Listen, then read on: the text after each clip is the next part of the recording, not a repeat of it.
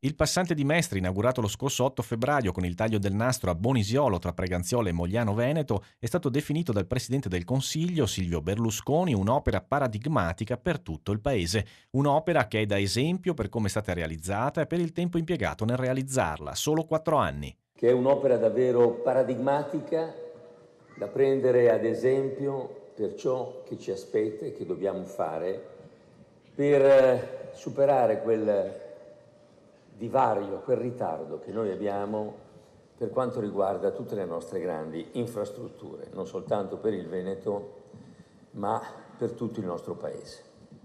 Complimenti e grazie a tutti coloro che l'hanno reso possibile. Complimenti a Giancarlo Galan e alla sua determinazione, che qualche volta è stata anche ostinazione. 4 anni soltanto. Staremo a vedere chi saprà fare meglio di noi. Vi ringrazio tutti con il ringraziare l'amico Altero Matteoli e il mio presidente Silvio Berlusconi. Lo stesso presidente che l'11 dicembre 2004, il giorno della posa della prima pietra, si impegnò ad essere presente alla fine dei lavori. È stato di parola. Smontato il cartellone contagiorni che ha segnato il passo al cantiere, il presidente Galan e l'assessore alla mobilità Chisso e il commissario per il passante Vernizzi sono stati i protagonisti di una giornata di festa per la viabilità veneta e dell'intero nord-est.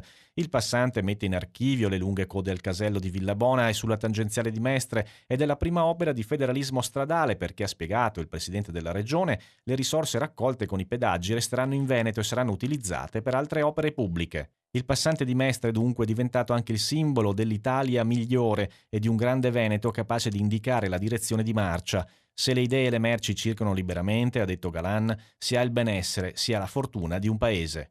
E che il passante sarà la strada di casa, della casa di ognuno di noi che da domani ricominceremo a porre mano ad altre straordinarie imprese, quelle che ci consentiranno di vivere più felicemente la nostra vita in una grande comune città chiamata Veneto.